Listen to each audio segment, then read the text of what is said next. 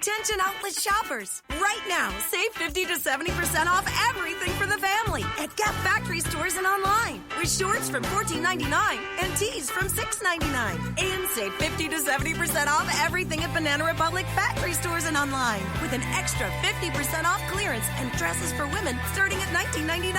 Hurry! Search our store locator for your nearest Gap Factory and Banana Republic Factory store or shop us online.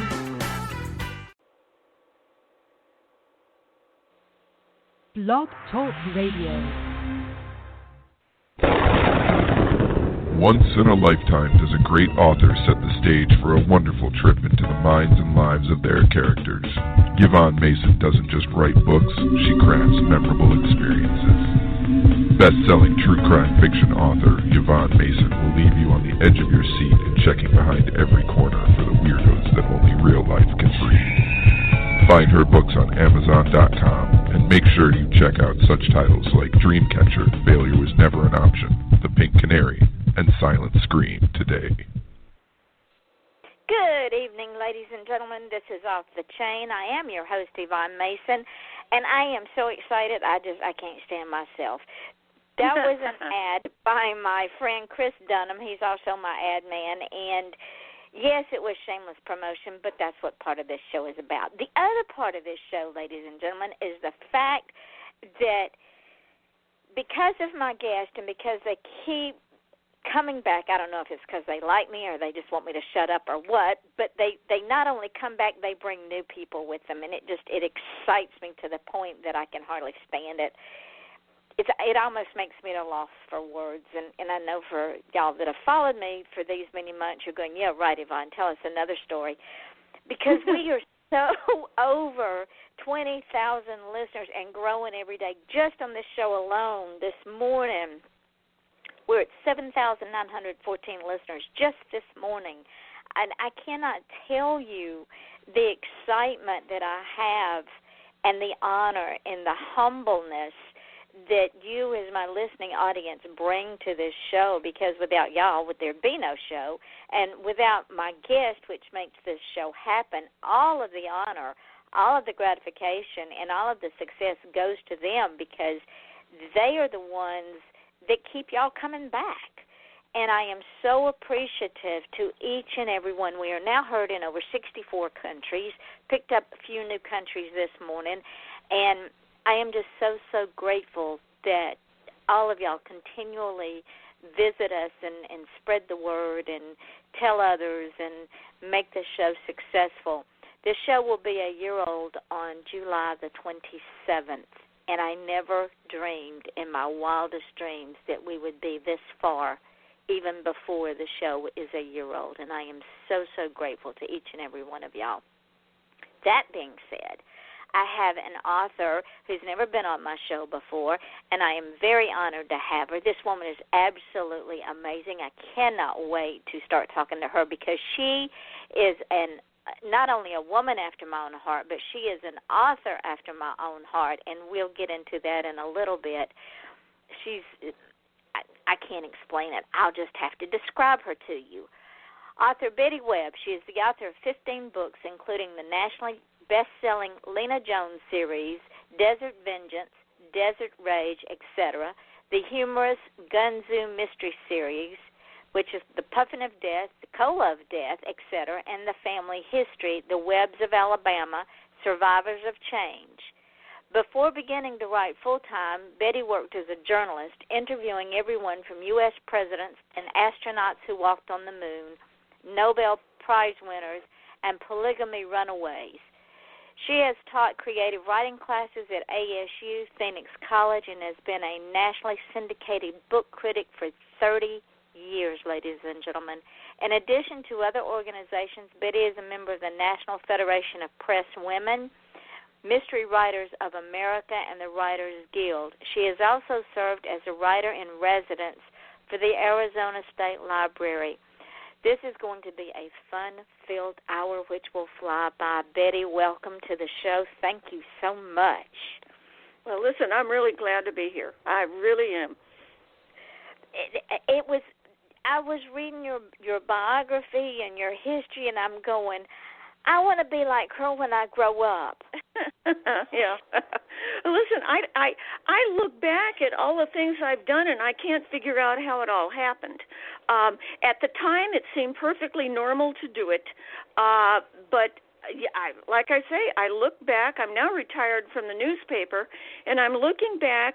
We watch the news here, me and my husband, and he'll say, somebody will be on the news saying something outrageous, and he'll say to me, Betty, did you ever interview him? And I said, oh, yeah, 3 times. And so it's just a very strange life. But while I was living it, I was not aware of how strange it was. Well, to you it was probably normal because you did it every day without thinking of the enormity of the persona of the person you were interviewing. Yeah, but before we get into some of those people, let's go all the way back to even further. Was journalism something that you wanted to do as a child? Was it something you fell into? How did you get here? Well, see, that's the weird thing. As a child, I wanted to be an artist. And when I got out of high school, I went to art school. And I was a graphic designer in New York and L.A. for about 20 years. But what happened, and I guess this is why I didn't notice at the time how weird my life was getting, I moved out to Arizona because I was really tired of the pace in New York. It was driving me crazier than I already was. And so I moved out here and met a guy who was the president of a singles club, and I was a single mom at the time. And I joined that singles club, and during the conversation we had one day, he realized how much I knew about the arts. Because when you live in New York City, you go to the opera, you go to the ballet, you go to the theater, and of course, being an artist, I was always at the museums and the art openings. And so he said, my newspaper would kind of like to find a freelancer who could cover art shows. And I said, oh, hey, that sounds fun. I'll do that. So I did. I freelanced for the newspaper for, 5 years, and I wound up working with so many authors. Now, I was still in advertising at the time, doing artwork. But what happened was I wound up working with so many of the editors, and people would call me to do more stories, that one day they lost their music critic and called me up and said, would you be interested in working full-time as our fine arts writer? And I said, I'm kind of sick of advertising, so I think I'll say yes. And that started my crazy life. I would go from opera concerts to rap concerts to heavy metal concerts, and then I started writing about writers. And then I started writing about actors, and it just went on, and I wound up just interviewing so many people, and my life got stranger. And then one day, I remember I was talking to Ann Rule, who wrote all those wonderful true crime books.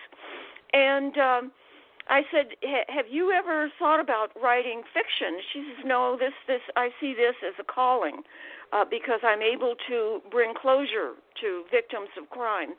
And I thought, well, gee, that's funny because I love, I can't read true crime myself because it's sad, but I like mysteries. And she said, well, maybe you should write one. You're already writing at the newspaper. And I thought, she's got a point. So I wrote 3 mysteries, and they were terrible. But then and they kept getting rejected. But then one year, I wrote a book that did not get rejected.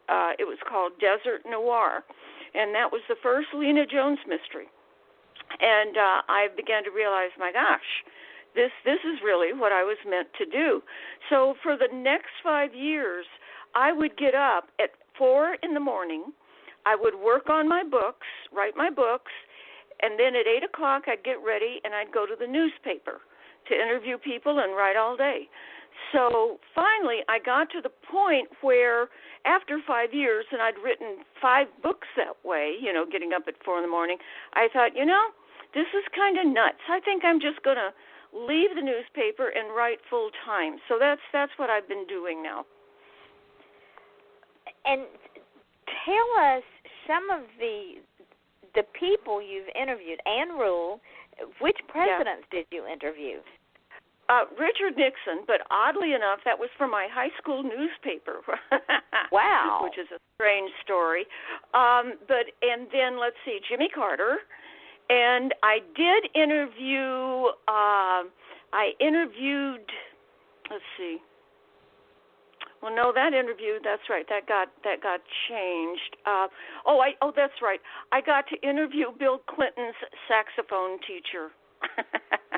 Okay. That was funny. Yeah, I tried to get one with Clinton, but he was busy apparently writing a book, and which he did.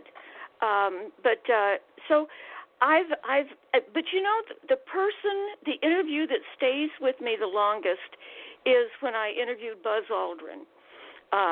He was the second man to walk on the moon, and right.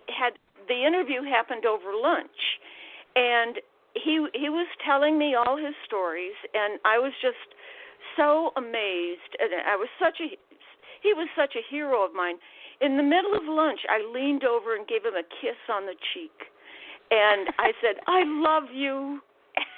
And he looked pleased. I'm sure he did. If I were him, I'd have looked scared. Yeah, if I were him, I would have looked scared. But we got a stalker here.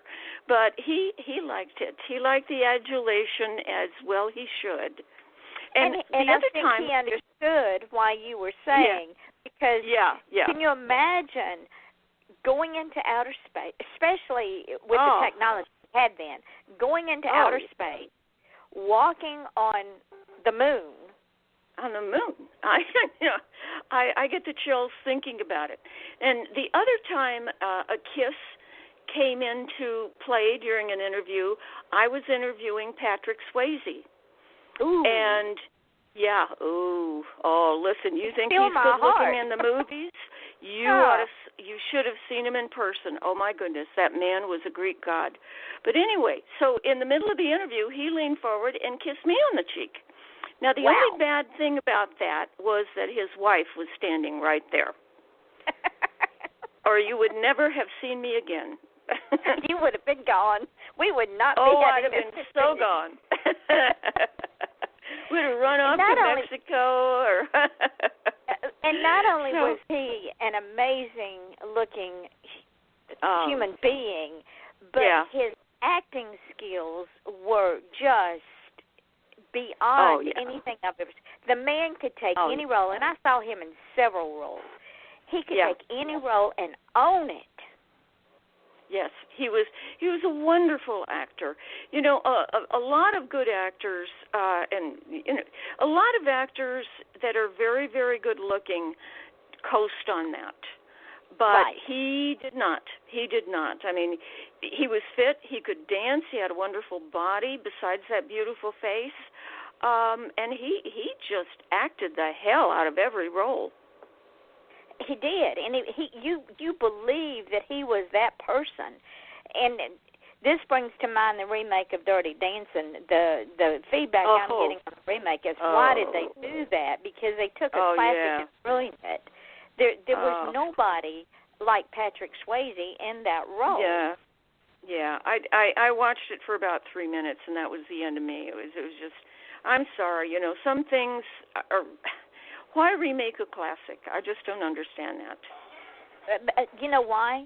Because the writers in Hollywood, and I asked this of another friend of mine who's out in that area, and I said, why do they do this?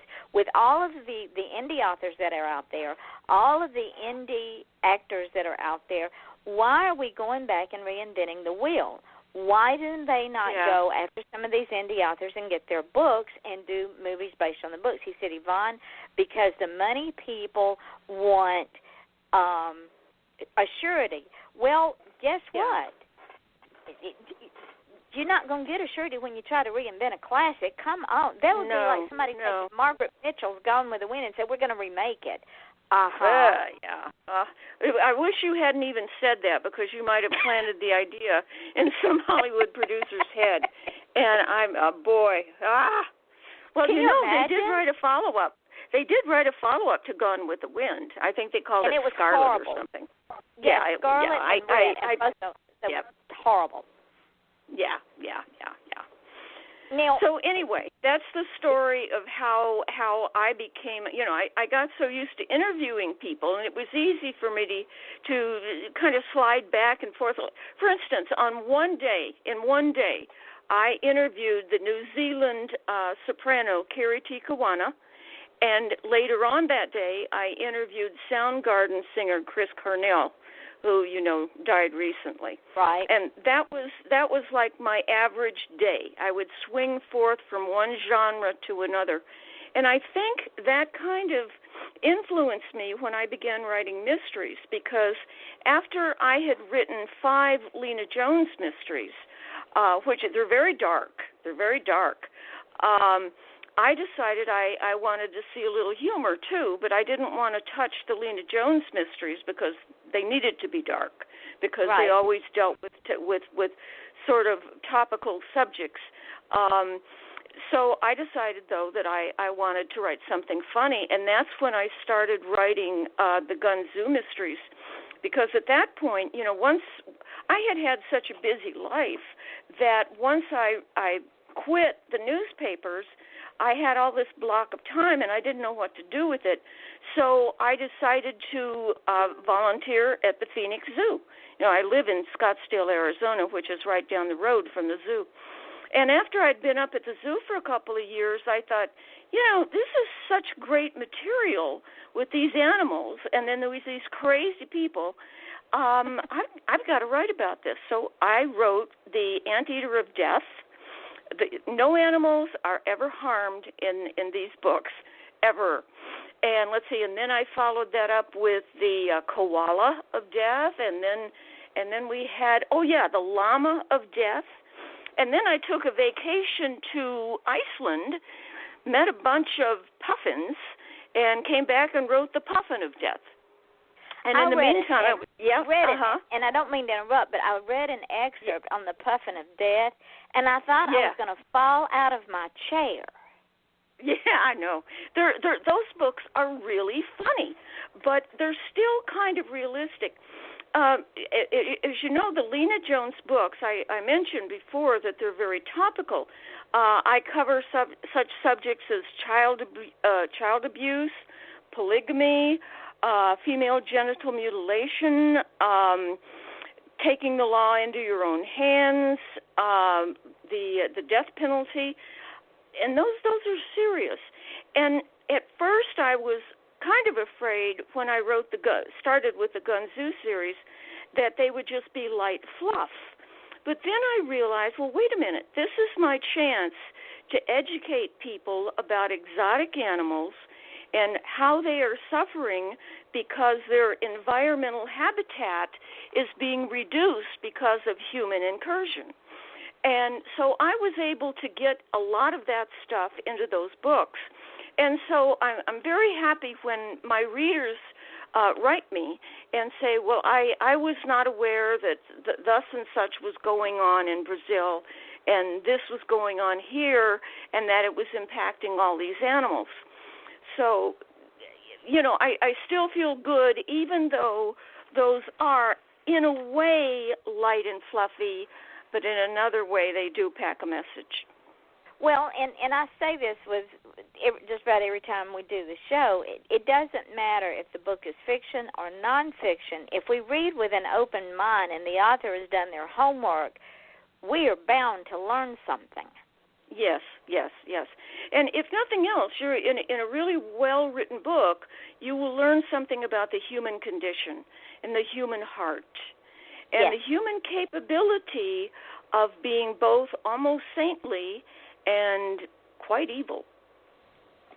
And we are light and dark as humans, and sometimes we don't know that the person we live with is purely evil, or the next door neighbor is purely evil, or even a minister.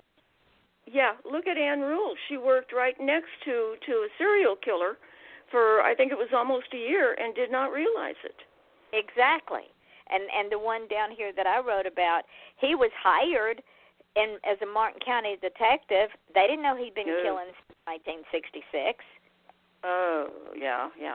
And that's, as a detective, see, they have a lot of power, And people, I've got police officers in my family, and we look to them for protection. So they show up, and we think everything is fine. Hey, it's safe. It's safe now. The police are here, but you get a rogue every now and then, and some of these men are able to hide their deviancy and can pass those psychological tests that they have to take to become a policeman. And that's when terrible things happen. And the sad part is now you don't know who to trust. I know. It's and we live in a very untrusting world, and unfortunately, with good reason. So that's true. That again is why I like both writing books and reading books, because they show me the full range of human behavior, not just the behavior I myself meet every day.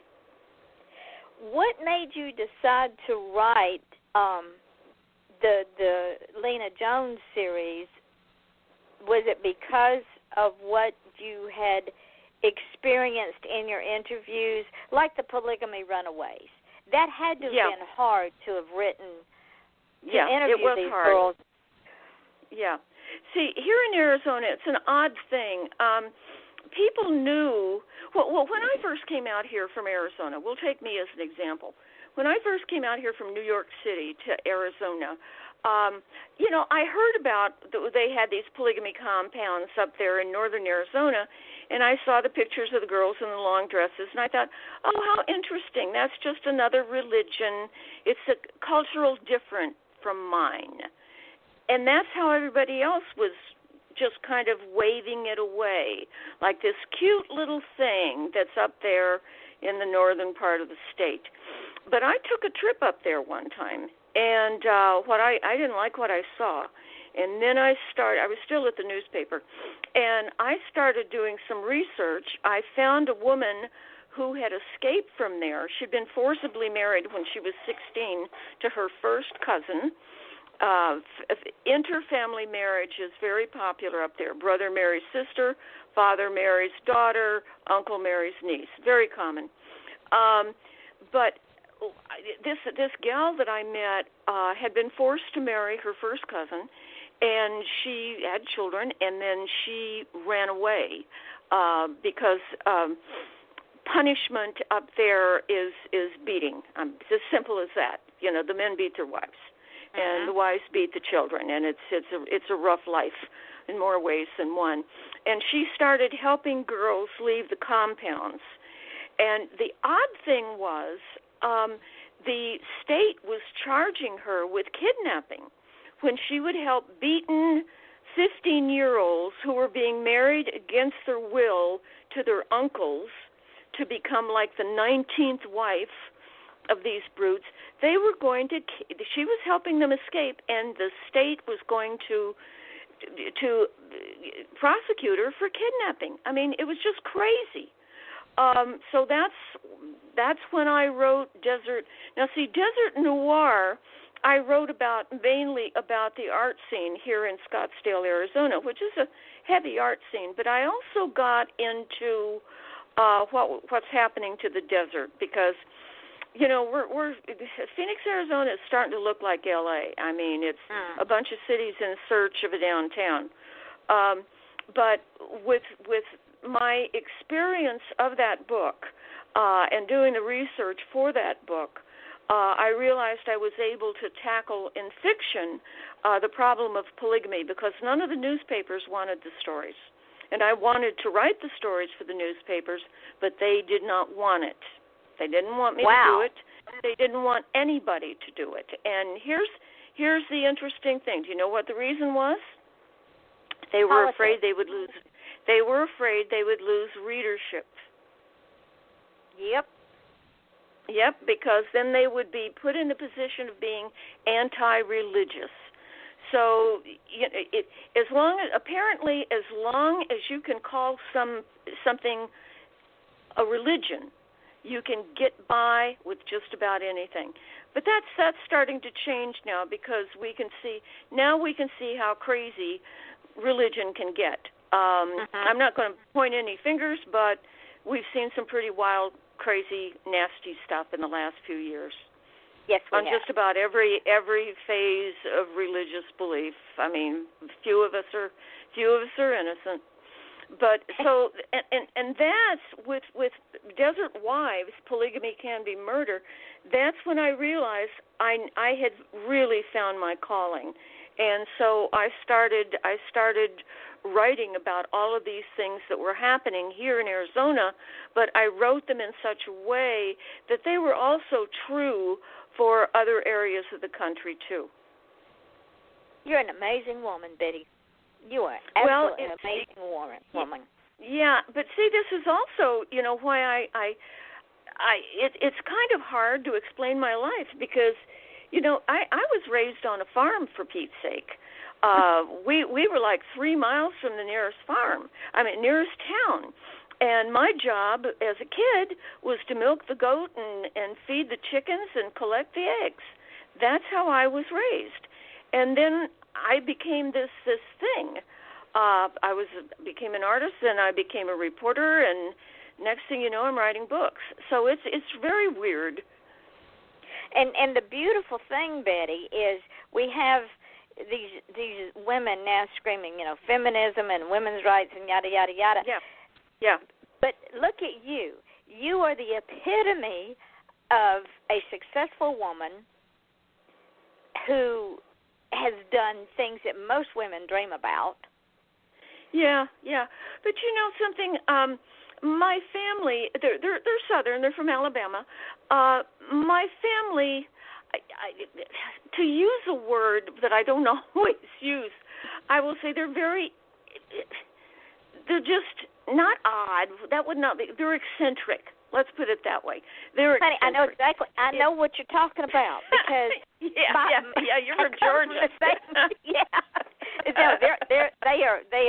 They're strange. Trust me. Yeah, they are. They're well, in some cases, some of them are weird, but they have a mindset, and you can't get out of that mindset, especially the older generation that my family's all died out. But women were supposed to be barefoot and pregnant, and, of course, my mother didn't raise me with that attitude. Some of them just didn't understand what I was doing or why I was doing it, because I was, even as a child, I was doing my own thing, and they didn't like it. But I understand what you're saying. And it's true. And see, here's the flip side of that, which is so funny. Yes, they have this, stay in the kitchen and make the cornbread, honey. They've got that side. But at the same time, they've got the flip side where there you are, you're out in the middle of the pasture, and what are you doing? You're drawing the cows. So they pass by and they say, oh, that's Betty. She's just weird. She's always been weird. And so so you start doing all this stuff, and they never say, don't do that. They just say, she's weird. Yes, just her. So in an odd way, it was a great freedom. And and that continues to this day. They say, that Betty, she's weird. But we love her. I love it. You are a woman after my own heart in more ways than one, because before the show, we were talking about women authors and some men authors who completely destroy a woman character because every other page is she cried. That's right. That is the lazy author's way of showing emotion. They haven't figured out how to write emotion and the complexity of human motion, so they have her cry when she's happy. She cries when she's sad. She cries when she got a boo-boo. She cries when she's scared. She cries when she feels guilty. It's just sloppy, amateurish writing. Writers need to go deeper than that. They need to go deeper than that. You have to work on your craft. And when you have characters showing emotion in the same way every time, there's a problem. That is, and I loved what you said in your blog. Ladies and gentlemen, I'm going to read this right quick. Okay. She got a paper from a student. And this was Betty's blog. She says, why, for God's sake, in an age where women have been cleared for combat and are coming home from Iraq and Afghanistan minus arms and or legs, why this continuing insistence on weepy female characters? When one of my students recently turned in a suspense novel where the female protagonist fainted twice, oh, that's another one of my favorites, and cried 8 times, I took her to task for creating such a stereotypical character. And the student answered, but everybody knows women cry a lot. Really? What an insult. Yeah, really? In my family, if you cried, and this was true of the girls as well as the boys, somebody would say, you keep that up and I'll give you something to cry about. Yes, ma'am. Crying was not considered sweet in my family. No, it was considered you were supposed to be tough. That's right. It was looked upon as weakness. And if you really felt bad and you really, really had to let it go, you went and you hid yourself out behind a barn.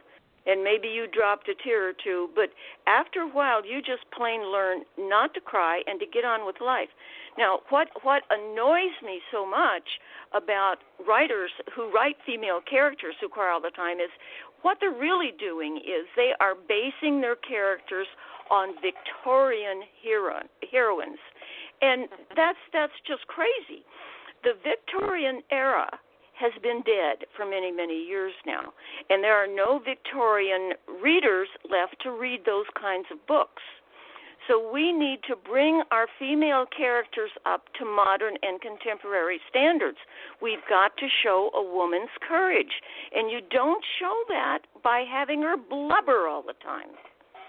No, because what's the point in having her? She's totally useless. Just shoot her and put her out of our misery. I know. See, that's exactly the way I feel about it. But it's really interesting to hear both students and some writers defend their weepy heroines. But, I just can't. I teach writing, and one of the first things I do is talk about three-dimensional characters. And you cannot have, again, to repeat myself, you cannot have a character handle every single emotion in the same way. That's very flat, one-dimensional writing. But yet that tear seems to be the default of weak writers. And I know I'm going to get a lot of emails over that, but I don't care. Well, I don't either, because, see, I won't read about weepy females. I want to put my hand through the book, reach through and throttle them, because you and I both grew up in the South, and I can remember as a child, anytime somebody died, the adults would look at me and say, Vaughn, you were the strong one. You have to take care of everybody else. So when is it my turn? Well, never. So you learn that. That's right.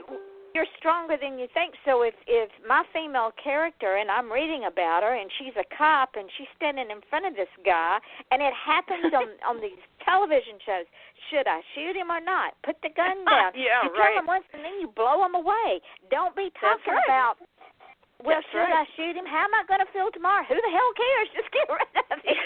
I know. Or maybe instead of shooting him, I'll just cry. Yeah. Or I'll talk him down. Really? You're going to talk down a murderer? I don't think so. My degree is in criminal justice. My husband was a cop. You don't talk down stupidity. I know. But that's that's the writing world we live in, unfortunately. But I think I'm seeing a change because we are seeing more and more female heroines who are tough. But the interesting thing is, sometimes, not often, because my readers like Lena a lot, but every now and then I'll get a review saying Lena Jones is too cold. Well, no, Lena is not cold. She just doesn't cry. But she has all of the emotions. She just handles them like a grown-up. And therein lies the rub. Crying, the rub. Crying makes people tired. crying. Yes, it does. Also, when you're crying, you cannot be rational and logical because you're too busy falling down that pity party pit. That's right. So where's your hero going to go when she's sitting there blubbering her eyes out and Armageddon's coming? I know. And I just hope some of those writers that do that are listening to this program. I really do. Because then it would make my life as a reviewer much easier. Well, what happens, Betty, and you and I both read a lot, and you as a critic can probably relate to this. By the time you've read 5 books that have the same plot line with the same female character doing the same thing, you want to throw up. I know.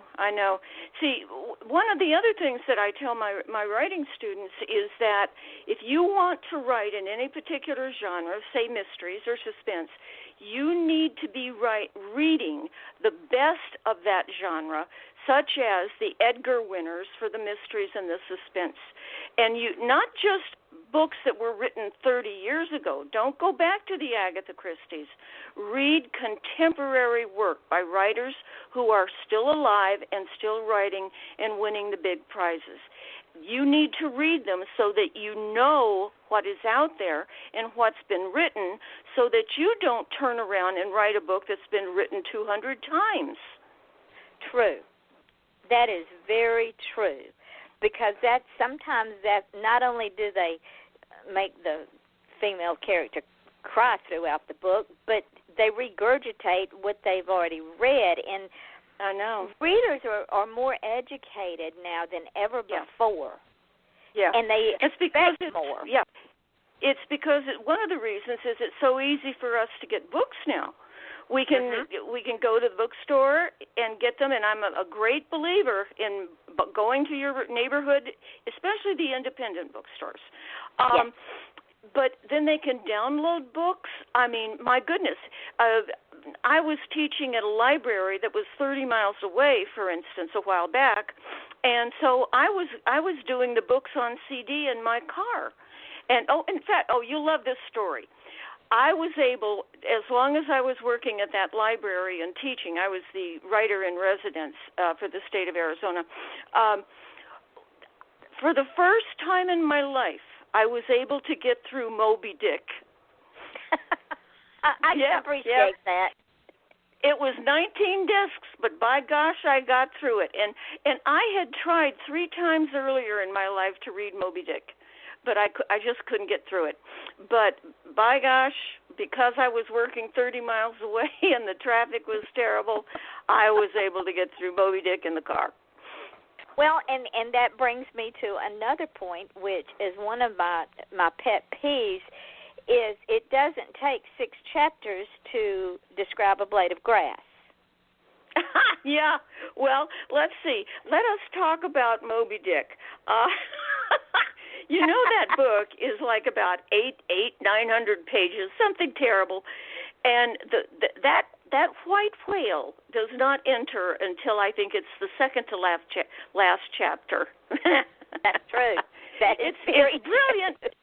The book is brilliant, but oh gee whiz, if it were written today, it would not be published, because mystery writers such as myself know that you kind of have to keep your reader awake after the first chapter.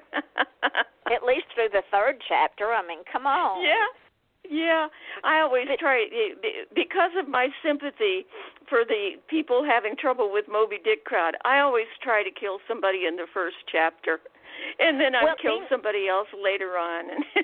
But then you have the people that complain, well, you killed him in the 1st chapter, you killed him in the 3rd chapter. Well, it's a whodunit. You got to have a dead body before you have a whodunit. And see, here's the thing. Here, in a way, the thing with mystery writers is that we seem to have, and I'm guilty of this, we seem to have the philosophy, if 1 corpse is good, then 3 corpses has got to be better. It's addictive. You start counting the bodies after a time. I know. And I generally have somebody try to kill my detective too. Well, so there's a lot of blood in my books. A lot of blood in my books. Even in these zoo books. There's in fact, well, I'm only going to give away this one plot point. Right now I am writing a book called The Otter of Death. And again, no animals are ever harmed, but the animal that's mentioned in the title always has a big showpiece in the book. So in this book, the writer, The Otter of Death, my zookeeper heroine, whose name is Teddy, it's a girl, Theodora, she's a zookeeper, gets shot. And considering the fact that this is like a near cozy, well, actually it is a cozy, that's unusual. But it fit. Oh, and guess what? When she gets shot, she doesn't cry. Oh, come on, Betty. She's got to cry. No, she does not. She just goes, ow! No crying. There's no crying in baseball. You're going to have women go, why isn't she crying? Didn't it hurt? Well, yeah, but your body goes into shock. I mean, after all, she's a zookeeper. Yeah. That's right. Well, but you know, women writers should think about this. Everybody knows that one of the most painful things ever is childbirth. Yep. Well, I've had 2 children. Guess who did not cry? And you want to know something? I've been with other women who've had children. They didn't cry either. So where's all this blubbering coming from? Well, somebody hurt my feelings, so I've got to cry. Yeah. No, that's grounds for murder. Right? Yeah, it's just not that common. In fact, it's very rare. So when you have a character in a book that's supposed to be a contemporary novel about a contemporary woman, and then she cries all the time, that adds to the feeling of unreality. And one of the most important tasks of a writer is to create characters who are so real you feel like you know them. So if you feel like start you're off in the story. Yeah. That's right. So if you start off and you have her behaving, your character behaving in very unrealistic ways, you're kind of losing the game there. And just as an aside, and you will appreciate this, women in the South don't sweat; they glisten. That is true. We glisten and we glow. Yes, and women are going. We what glow. The hell are these 2 women? Now, what we do as women writers from the South, what we do add to our books, and unless one is from the South, one does not understand if it is an insult or a compliment, is we say, bless your heart. Oh, yeah. Hey, listen, and you really need to run when a woman says that to you. Bless your heart, because it's not good. It is not good.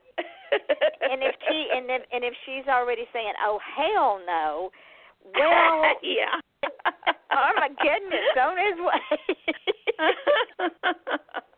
We try to be polite, and that's why we say, "Well, bless your heart," when we're really thinking you are out of your mind. And wait till I get through shredding you. Yeah, right. I get some of that in my books too, in the Gunn Zoo books, because even though the zoo that I write about, I pretend it's in Arizona, I actually have given my zookeeper sleuth. I've given her a very Southern temperament. She's a Southern girl, even though she doesn't know it. I have to read your zoo books because, like I said, when I read the excerpt about the puffins, ladies and gentlemen, I could see the character in the position that he was in. Now, he was in some puffin poop, but not by his own choosing. No, it was just one of these tragic, sad accidents. And that's one of the reasons I so enjoy writing those Gunn Zoo books, is because I'm able to get back my childhood on the farm. And anybody who's ever been raised on a farm knows that there's an awful lot of animal poop around. Absolutely. Well, we used to call it money because, you That's sell true. that stuff and make money from That's it. right. I always said it smelled like money to me. Yeah, that's right. That's right. And people So, go, what are you talking about? Yeah. So it's while I'm reliving my childhood in a way when I write those books, but then when I come around and I write the Lena Jones books, that's the grown-up part that's writing those books. It's the gal who lived in New York and lived in Los Angeles and lived a pretty tough life in the business I was in. So advertising is not the most gentle business in the world. And when I was in New York, I actually worked on Madison Avenue. So you have to be tough and you have to be hard, and that's the persona I draw on when I write the Lena Jones books. Even though she has nothing to do with advertising, but she has to be strong and she has to be hard. She was raised in foster homes and doesn't even know who her parents are. So just for her to survive, she's had to be very, very, I don't want to say withdrawn, but emotionally contained. Let's put it that way. She's very emotionally contained. Yeah, I like yeah. that. Because she can't afford to be emotional on many levels. No. Number one, because if she is, then we're back to the weepy female. But she's learned That's to be right. hard in order to survive. Yes. But just because you're hard doesn't mean you're heartless. Now, Right. Lena is actually a very compassionate woman, but she knows better than to show it. And she will use her compassion, but she knows better than to let people know it's there. Because they will use it against her. Oh yeah. And that's true of anyone who is in law enforcement. They can be some of the most compassionate, nice people in the world, but they cannot go out there and act like this sweet, lovable creature, or they would just be eaten alive by the toughs on the street. You cannot do that. And that's just a hard lesson that some people have to learn in life. Maybe you are a gentle person. Maybe you go home and you pick up your cat, you pick up your dog, you pick up your baby, and all the love and all the tenderness comes out then. But it can't when you're out there on the street and you're doing your job. Because you get yourself killed. That's right. You will get yourself killed. But now, let me ask go ahead. No, finish your sentence, because I was going to ask you, what are you working on next? Because I want to bring you back. Yeah. Okay. Yeah. I've got, like I said, I have a couple of people in my family. Well, one's gone now; he's dead. That were police officers, and they would come home and tell me these stories, and it would just break your heart. And yet, when they're out there on the street, they're acting like nothing bothers them. They come home and sometimes they just fall apart. Yep. My husband was the same way. Yeah. So what are you working on now? Right now I am working on the Otter of Death. And there's something known as an otter count that they do on the Pacific coast. And that's to make sure that, because the otters here in America, the sea otters were almost extinct in the last century because so many had been killed for their pelts. So we're trying to bring them back in the wild. And so certain organizations on the West Coast, generally around Monterey Bay and the Monterey Aquarium, conduct an otter count to see if there is a fluctuation, if we've got more otters this year or less otters. If we have fewer otters, well, then what's wrong? What's killing the otters, or what's keeping the otters from breeding? So this particular, the Otter of Death, is about the death of a man, the murder of a man who was involved in the otter count.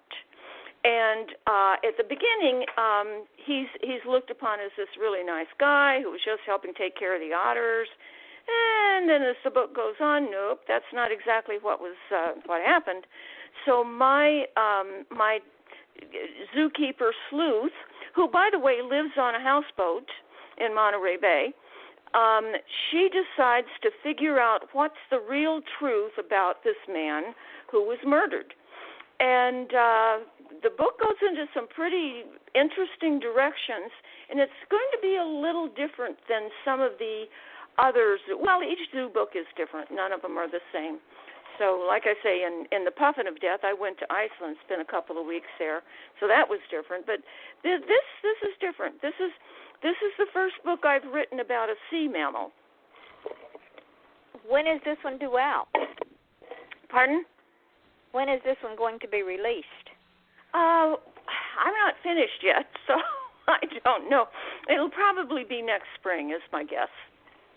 Well, I have to bring you back because you're just so fascinating to talk to, and we've had such fun that I know my listening audience are going to be screaming, Yvonne, bring Betty back, bring Betty back. So you have to come back and visit with us and become a regular on the show. Hey, listen, like all Southerners, I love to talk. Absolutely. And we can give more writing tips to these young writers out here that have a hankering to put pen to paper and bring them up right so that their female characters don't cry and their male characters have character. They're not weepy too, which is another topic. Yeah. Telling you what. So, believe it or not, we're going to be out of time soon. Yeah. Well, do you have any final questions for me then? Well, yes. Where can you be found, for one thing? Okay. All right. Let me give you my web address.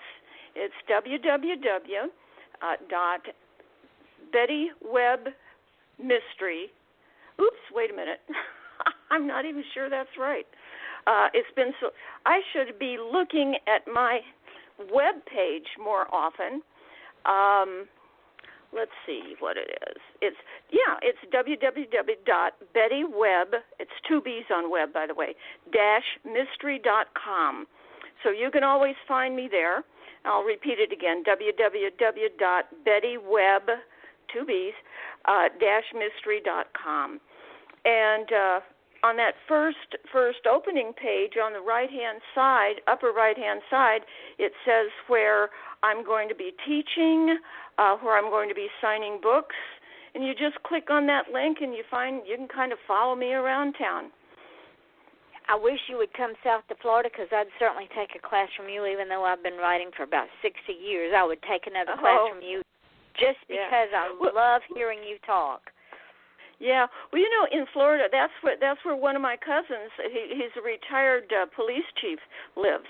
I can't remember the name of the town, but he's down there living the life of Riley after a hard life. Is it on the East Coast or the West Coast? I think it's on the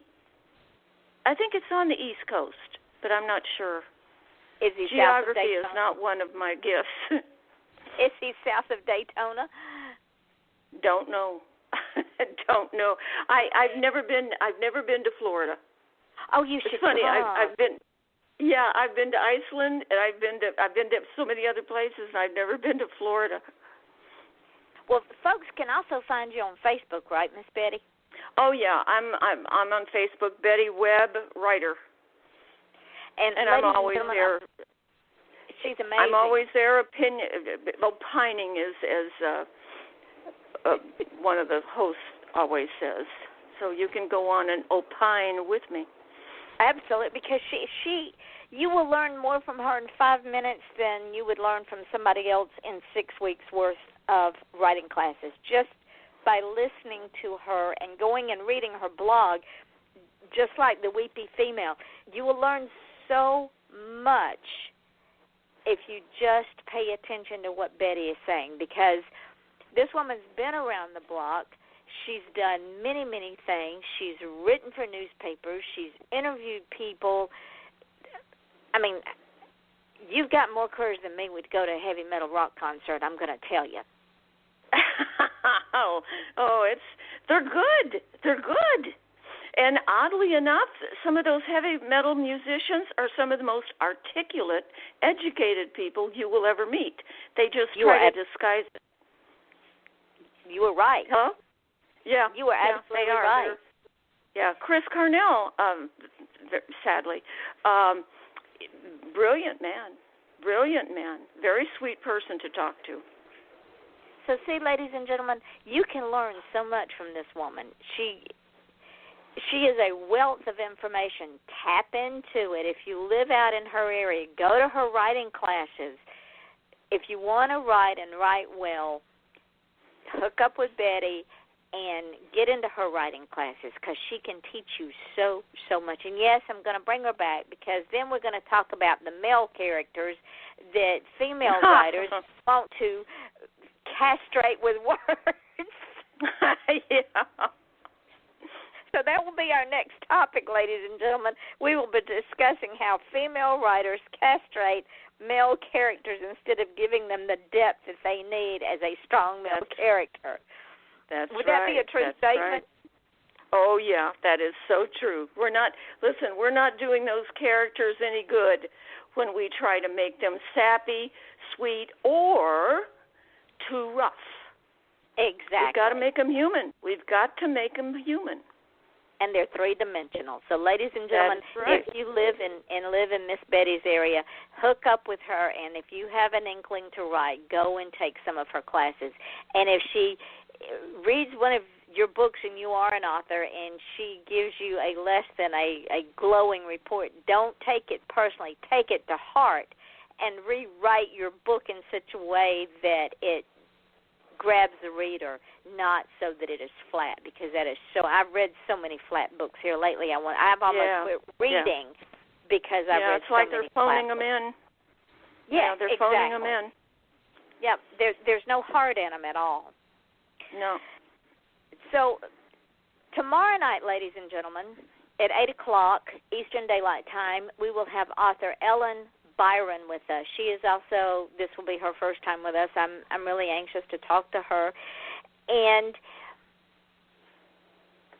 next week, we will only have a show on Wednesday night. Author Sherry Rensler will be with us because she and I, on Thursday through Sunday, will be in Cocoa Beach at a 4-day book event with over 70 authors. If you're in the area, come join us. Yes, I can't wait. It's the first book event I've been to in 2 years, so I'm really excited about that. Wow. And, Miss Betty, don't hang up when the show goes dark because I want to tell you some things. It'll be in archives, and it'll be heard on archives, but I want to tell you. And before we run out of time, I want to tell you how much I appreciate you, how much fun that I've had, and I cannot wait to bring you back because this hour has been just over the top. Oh, thank you.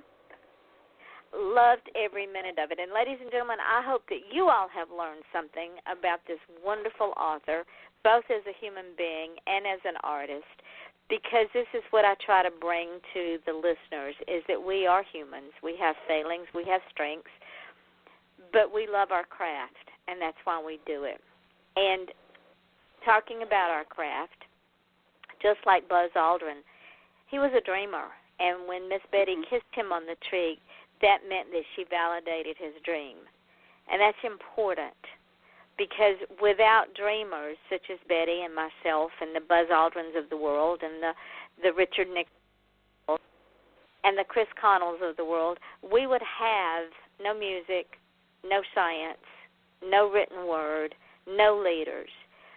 So if your child, your spouse, your significant other, your mother, your brother, your sister, your aunt, your uncle, yourself, your friend, your cousin has a dream, please do not discount it. Please do not poo-poo it. Support them because they are part of the tapestry.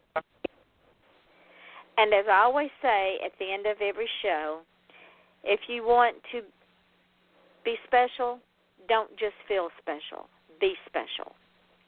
And stop asking for permission for success. Just go out and do it, because you don't have to ask permission. Also, your smile is your logo.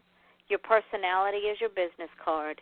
How you leave others feeling after having an experience with you, ladies and gentlemen, that becomes your trademark. And I choose to leave people with a good feeling about me, and I know Betty does, because she has left me feeling so refreshed and so good, I'm ready to take on the world. Mm-hmm. So remember that, ladies and gentlemen, that how you leave others trademark. Tomorrow night at 8 o'clock Eastern Daylight Time, Ellen Bryan will be here. Don't forget that. This is Yvonne Mason with Off the Chain. We say good night. Okay, we have now gone into our archives, my friend, and what will happen is after I get off the phone with you and the show goes up into archives, I will put the link up on my Facebook, and I will tag you in it. Take the show and promote it anywhere you want to. I will. And then, it gets better. Because tomorrow I will put it up on SoundCloud, Mixcloud, Spreaker, Podcast.com, and Podcast Garden. I will tag you in those links, and you take those links and put them everywhere, because this show is heard not only here, but it's heard on YouTube, TuneIn Radio, iTunes, Stitcher, FM.com, and a half a dozen other radio stations I've never even heard of all over the world. Oh, okay, great. Well, yeah, you send me those links, and, boy, I will put them up. All right, my darling, and please, I want you to come back, because I have I've had so much fun, and what if we get you on after the first of the year? That sounds good. That really does. Do you want my home number? Either that, or we can just stay hooked up on Facebook, whichever is more convenient for you. Okay, Facebook is great. You're up on my Facebook. Yes, ma'am, and I stay up with you too. Okay, good. And I can and David Morrell is a wonderful human being. Oh, he is. I have learned so much from David Morrell. I really have. He is such a kind gentleman. He's wonderful. You know, I interviewed him on this show. And we had a blast. He said it was the most fun he's ever had on an interview. Oh, that's great. Well, you are a great interviewer, and take it from someone who does it too. You know, that was my business for years, and you are darn good. Thank you, my darling. That you've made my week. I appreciate that so much. So I will let you go and finish your evening with your family, and I appreciate if I were in front of you, I would give you a kiss on the cheek. Okay, great. Same here. Mwah. Mwah. So I will talk to you, and I will add you to the January schedule, because by then you should be pretty close to Koala of Death, and maybe even starting on something else, and we'll just get a whole hour of good stuff going. Okay, great. Well, then I'll talk to you then. Okay, honey. All right. Good night. Okay. Bye-bye.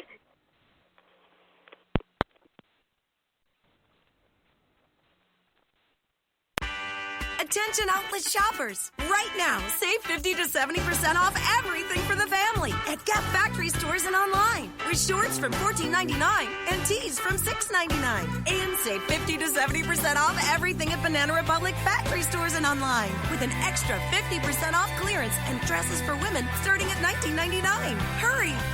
Search our store locator for your nearest Gap Factory and Banana Republic Factory store, or shop us online.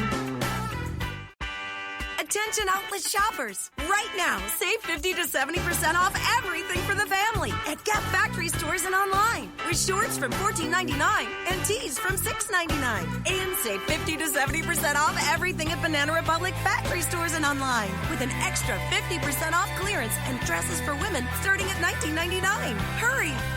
Search our store locator for your nearest Gap Factory and Banana Republic Factory store, or shop us online.